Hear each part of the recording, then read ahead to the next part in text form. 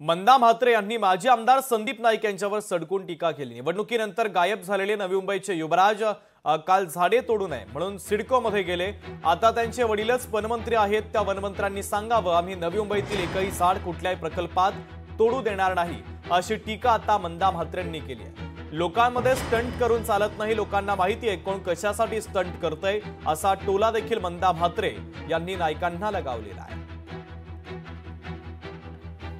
शिट्टी आणि तुतारी हे दोन्ही बंद पडल्या। आता घरची आठवण यायला लागली।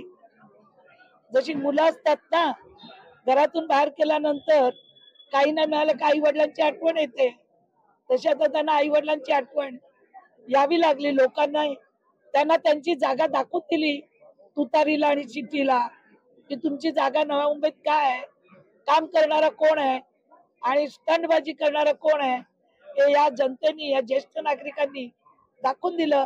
ज्येष्ठ नागरिक म्हणून मला प्रत्येक वेळी हिणवलं, त्या ज्येष्ठ नागरिकांनी त्यांना यांची जागा दाखवून दिली।